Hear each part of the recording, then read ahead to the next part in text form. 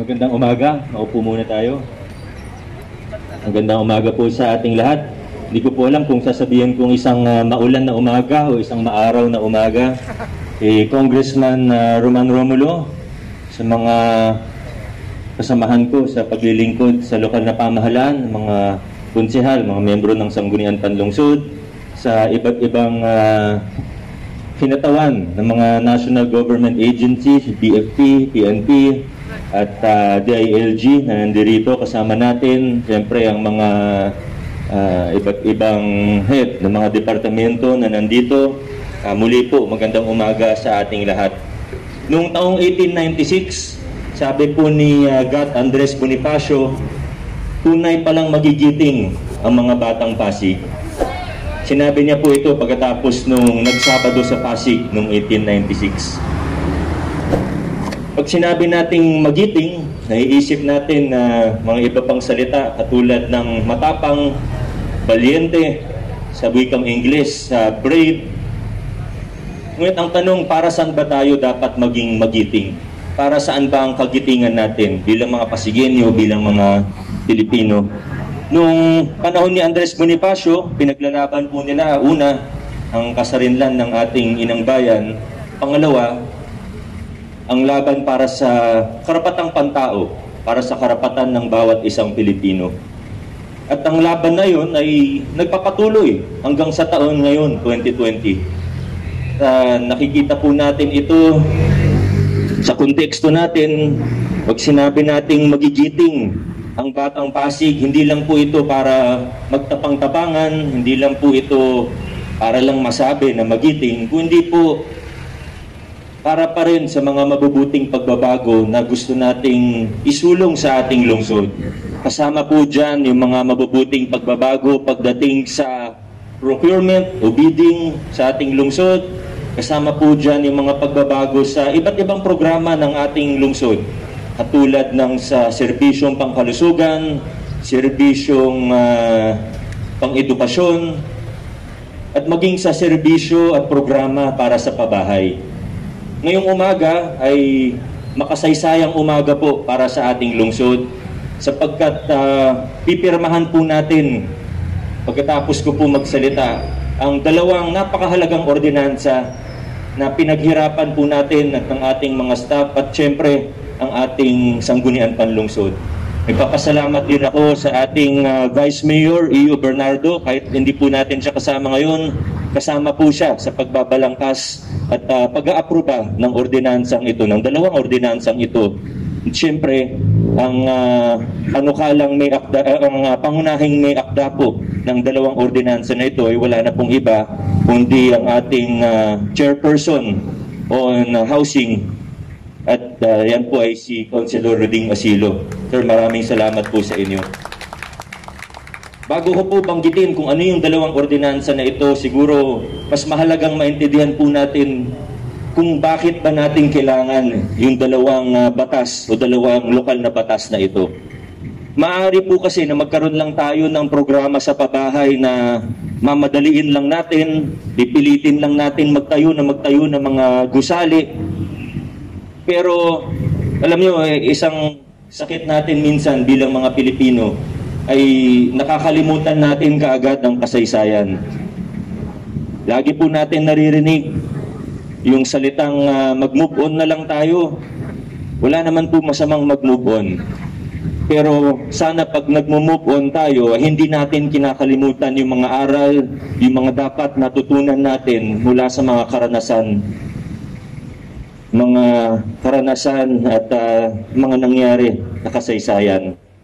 Pagdating po sa bahay, ayaw po nating ulitin yung mga, sabihin na natin pagkakamali. Hindi po tayo naninisi, pero kailangan matuto tayo dun sa mga pagkakamali. Ayaw po natin na madaliin natin ang programa sa pabahay, tapos magkakaroon ng relokasyon na hindi pa maayos ang tubig, kuryente sa paglilipatan, ay minadali na natin yung proseso para lang makaalis na po yung mga tao sa mga informal sector communities. Ayaw po natin yun dahil nakita po natin, una, nagsisibalikan lang po sila sa Pasig. Kung hindi po sila magsibalikan, minsan naiiwan yung pamilya doon, bumabalik yung lalaki dito para magtrabaho, nagkakawatak-watak pa ang mga pamilya Pasigueño. Yan po ang nangyayari kapag hilaw o minamadali ang isang programa, lalo na patungkol sa pabahay. Maaari din po na maulit yung mga pagkakamali pagdating sa palakasan sa programa. Aminin po natin o hindi, pag tiningnan po natin ang mga in-city na housing site natin dito sa Pasig, tiningnan natin pati ang mga bliss, makikita natin maraming na-awardan doon na hindi po sila yung higit na nangangailangan. Nauna po kung sino yung malalakas sa mga nakaupo sa pwesto. Muli po, hindi tayo naninisi, wala tayong sinisisi, pero kung uulitin pa po natin yun, parang naglulukohan na lang po tayo. Kailangan po matuto tayo mula sa mga aral na nakuha natin dun sa mga nangyari dati. Kaya muli po, ngayon, napakasaya ko po at ikinagagalak ko pong i-anunsyo po sa inyo ang pagpipirma ng dalawang napakahalagang ordinansa. Yung una pong ordinansa ay yung pagtatatag natin ng isang opisina na mamamahala sa ating programang pabahay. At ito po yung Pasig Urban Settlements Office. At hindi po siguro nagkataon na ang acronym nito ay PUSO. Dahil gusto po natin ang bawat gagawin nila, ang bawat kilos, bawat programa, bawat proyekto ay makatao at may puso nating gagawin. Yung pangalawang, ito po ay alinsunod din. No, naka-align po tayo sa ating nasyonal na pamahalaan. Alam po natin sa ilalim ng administrasyon ni Presidente Duterte, meron po tayong bagong departamento na pang-nasyonal. Ito po yung Department of Urban Settlements. Kaya ito pong Pasig Urban Settlements Office ay alinsunod po doon sa mga bago din sa nasyonal. May rationalization po ito ng mga kasalukuyang nakatayo ng opisina. Ginagawa natin formal, pinagsasama natin yung mga iba't ibang opisina na minsan ay may overlap sa mga function nila. Magiging strategic po ang pagkilos natin mula sa ngayon. Yung pangalawang ordinansa po, ito po yung tinatawag nating housing code. Dito po sa housing code, nakapaloob yung mga prinsipyo, yung mga ideal na gusto natin makita sa programang pabahay. Dahil alam po natin ang pabahay, ang maayos na tirahan ay hindi lang po magandang ideya, kundi ito po ay karapatan ng bawat isang Pilipino, ng bawat isang Pasigueño. Ngayon sa pagsulong natin sa isang programa ng pabahay na strategic, ika nga, makatao, makatarungan, hinihingi ko po ang pangunawa ng mga Pasigueño dahil hindi po mabilis ang mangyayari dito. Nabanggit ko kanina, serbisyong pangkalusugan, serbisyong pang-edukasyon. Sa lahat po ng programa ng lungsod, pabahay po ang pinakamahirap, pinakamatagal gawin. Alam po yan ng ating task force pabahay, alam po yan ng mga iba't ibang opisina natin katulad ng PHRU at UPAW na magiging Urban Settlements Office na mula ngayon. Kaya siguro sa tamang panahon, hindi naman po ngayon, papakita rin po namin sa inyo ang 5-year plan ng ating lungsod Pasig. At syempre meron tayo mga prioridad dito. Hindi naman po pwedeng sabay-sabay. Hindi naman po pwede na sabihin natin next year 100,000 pamilya ang magkakaroon ng pabahay. Hindi po ganun yun. Nung nakaraang linggo nga po, meron pong lumabas na medyo maling balita. Hindi naman po sinasadya nung nag-post. Pero meron pong maling balita na meron daw akong pabahay sa ibang LGU, sa probinsya. Actually, sa NHA po yun. Kasama po siya sa ginagawa natin at malaking tulong din po yun. Pero hindi yun programa ng lokal na pamahalaan. Naisingit ko lang po para magbigay linaw po doon. Ngayon dito po sa ating 5-year plan, inuulit ko po na meron tayong mga magiging prioridad. Hindi po pwedeng sabay-sabay. Hindi po natin pwede sabihin na 100,000 pamilya next year, meron pabahay kaagad.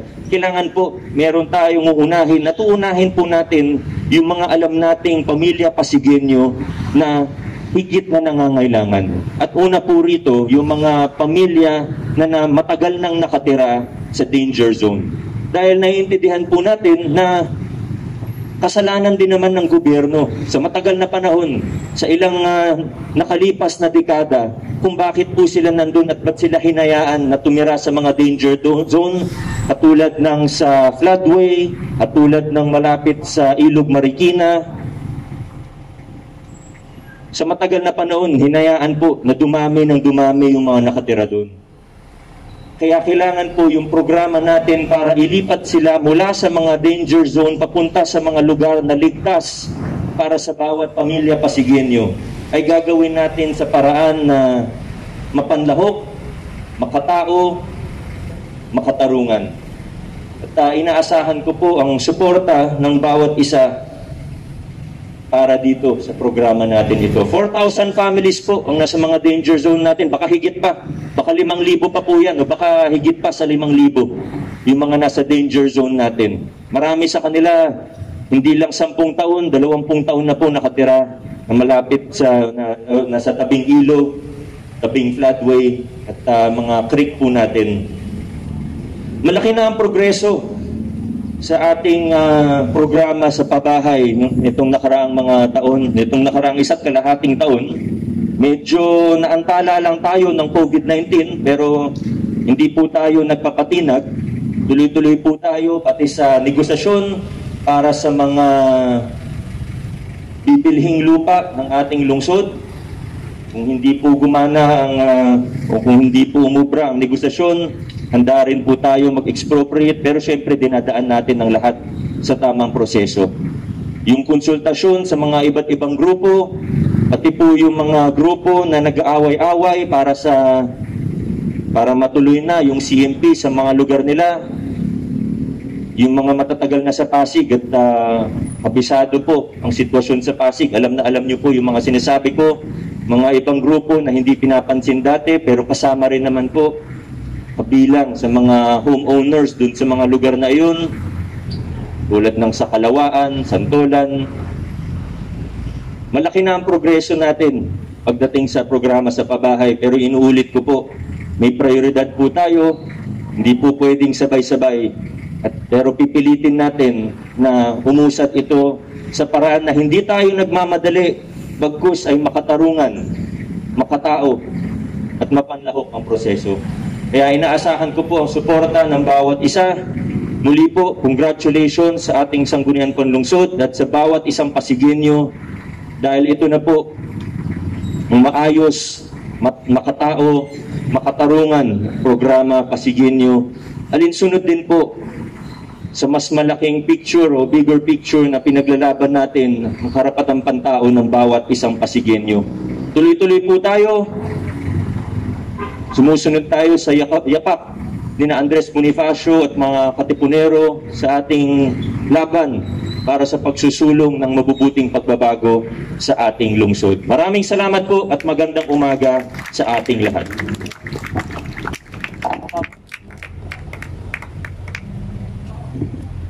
Tunay ngang makasaysayan ang araw na ito. Muli ako po at ang buong Pasigueño ay nagpapasalamat sa inyo, Mayor Vico Soto. At ngayon, tinatawagan po natin dito sa entablado mula sa District 2, Councilor Rodrigo P. Asilo, ang may akda ng 2 ordinansa patungkol sa pabahay dito sa mahal nating lungsod Pasig. Palakpakan po natin siya.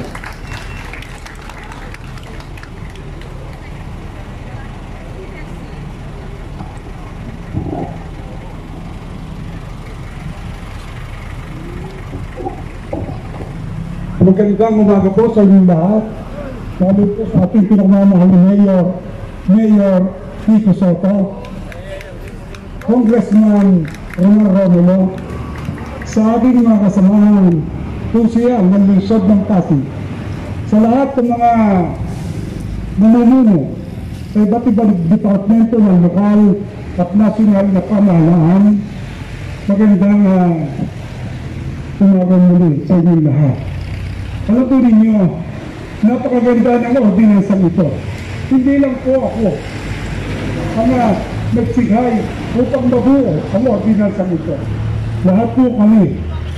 At upang mabigyan kasiyahan ang ating maralitang tagalunsod ay ginawa ang ordinansang ito upang ang pagitan ng mayaman at mahirap sa lungsod ng Pasig ay lumapit, sapagkat ang isa sa pinamahalagang bagay sa isang pamilya ay tahanan na siyang pagsisimulan ng pangarapin para sa isang magandang kinabukasan ng kanilang mga anak.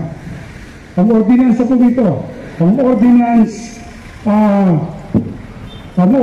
ordinance creating the Pasig Urban Settlement Office ay ginawa upang makabuo ng mga kasamahan dibisyon. Walang iba kundi ang Public Housing and Development Division, ang Community Mortgage Program Division, Community Development Division, at ang ating Administrative and Research Division. Ito pong apat na ito ang magtutulong-tulong under sa Pasig Urban Core Settlement, ang POSO. Kaya sa pamagitan po nito, ang lahat ay mabibigyan ng isang magandang kinabukasan, lalo higit ang mga maralitang tagalunsod na ngayon ay nasa mga waterways, sa mga danger zone, at nanganganib sa panahon ng mga kalamidad, i-evacuate at maaaring matay pa. Sa programa pong ito ay magiging maayos at kakaiba sa pamumuno ng ating mahal na Mayor Maria Victor Soto. Kaya mga kasama, sana ang isang dakilang layunin ay hindi magagawa ng nag-iisa. Kinakailangan ang pagtulong natin lahat. At kumisan ay naalala ko ang sinabi ni Ninoy Aquino, "The Filipino is worth dying for." Pero sa Pasig, ang sinabi ni Mayor Victor Soto, kaya the Pasigueño is worth living for. Kinakailangan ang bawat isang Pasigueño ay magkaroon ng isang disenteng bahay may pagmamalaki sa kanyang mga anak at pamilya. Ngayon din, magkaroon ng sariling lupa dito sa ating sariling bayan. Maraming salamat sa inyo lahat. Maraming salamat po, Konsehal Rodrigo B. Asilo.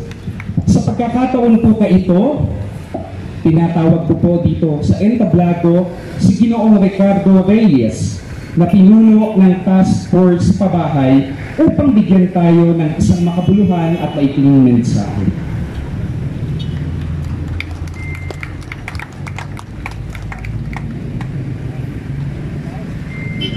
Mayor at mga Congressman Romulo at mga miyembro ng ating sangguniang panlungsod.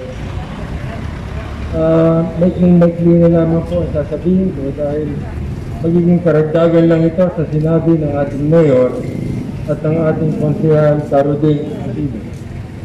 Dalawang bagay lang po ang sasabihin ko. Ang una, ito ay masayang araw para sa ating mga maralita na sa loob ng mahigit 10 taon ay nakipaglaban sa iba't ibang paraan para kilalanin ang isang karapatan, ang karapatan sa pabahay, na karapatang tao na matagal nang nakatitik sa ating saligang batas at sa International Covenant ng United Nations on Economic and Social Justice. At maging importanteng batas sa Urban Land Reform, ang RA 7279 o ang Urban Housing Development Act. Kalakip nito ang karapatan sa konsultasyon sa magiging pabahay. Hindi yung porsang ililipat sa lugar na hindi man lang nila nakita at hindi agad mabibigyan sa loob ng 3 taon ng maiinom na tubig at kuryente tulad ng nangyari sa Kalawang, sa Tanay at maging sa Montalban. Kung kaya't ito po ay may pabahay tayo dahil may karapatan sa pabahay. hindi dahil lang may mandamo at hindi lamang kabutihang loob ng isang mabuting pamahalaan. Ang ikalawa, kung may karapatan po ang mamamayan, may obligasyon ang mamamayan. At ito, ang ating pong programa ay dapat organisado. Ang biyaya po ng programa ito ay may pagkakaloob, mas may pagkakaloob sa pamamagitan ng mga organisasyon ng mamamayan. Hindi po pwede yung paisa-isa o nag-uunahan at gagamitin yung palakasan.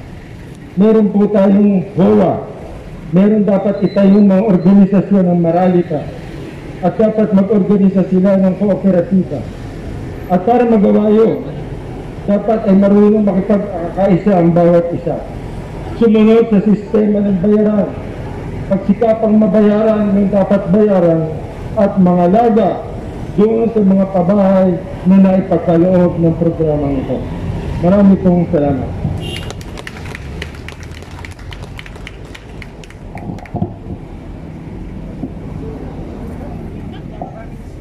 Ayun, maraming salamat po Ginoong Ricardo Reyes. Sa pagkakataon po na ito, inaanyayahan po rito sa entablado sina Mayor Vico Soto, Congressman Roman Romulo,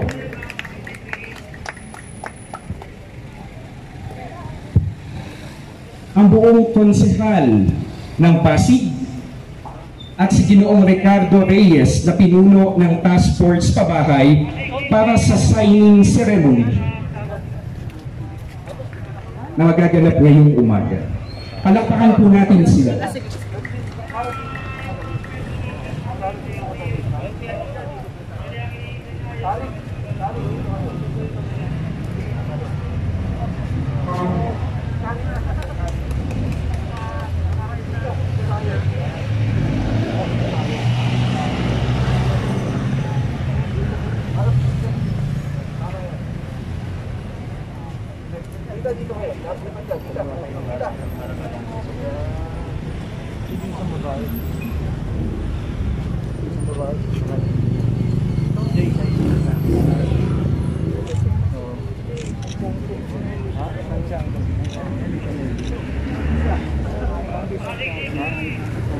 Muli po isang masigabong palakpakan para sa ating mahal na punong lungsod.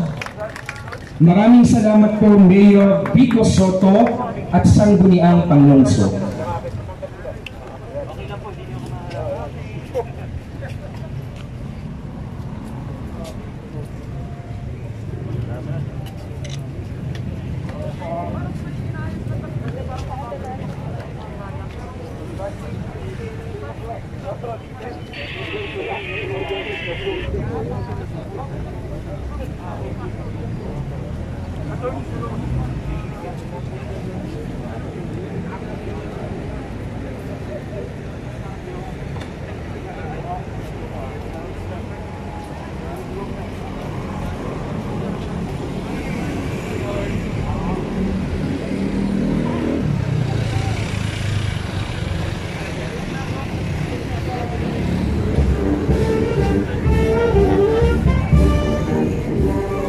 Sa pag-alaala natin kay Kat Andres Bonifacio, ating isabuhay ang mga aral na